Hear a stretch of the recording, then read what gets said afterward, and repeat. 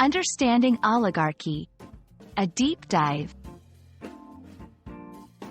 Hello everyone, and welcome back to our English language learning channel. Today, we have an interesting topic on our hands: oligarchy. You might have heard this term being used in political discussions, news articles, or even in books. But what does it really mean? Today, we're going to break it down together, so by the end of this video, you'll have a clear understanding of what an oligarchy is and how to use the term correctly. So, let's get started. Oligarchy is a term derived from Greek, where oligo means few, and archy means rule. So, putting it together, oligarchy refers to a form of power structure where a small group of people have control over a country, organization, or institution. These individuals may be distinguished by royalty, wealth, family ties, education, corporate, religious, or military control.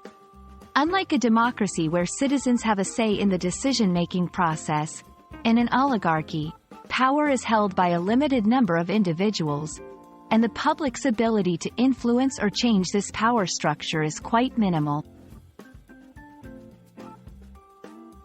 Now that we have defined what an oligarchy is, let's delve into its key characteristics. 1. Concentration of power.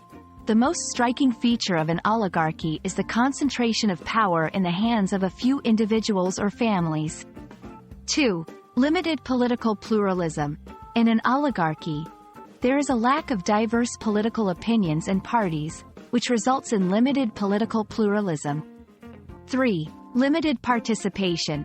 The general population has very limited participation in political activities, and their ability to influence the government's decisions is minimal. 4. Control over resources. The ruling group has control over the country's resources, and this control is used to maintain their power and position. 5. Lack of representation.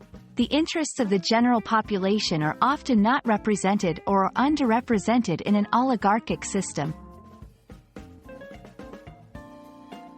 To better understand the concept of oligarchy, let's go through some historical and contemporary examples. 1. Ancient Sparta. Ancient Sparta was ruled by a small group of warriors, making it one of the earliest examples of oligarchy. 2. Modern Russia. Some political analysts argue that modern Russia functions as an oligarchy, with power concentrated in the hands of a few individuals and corporations.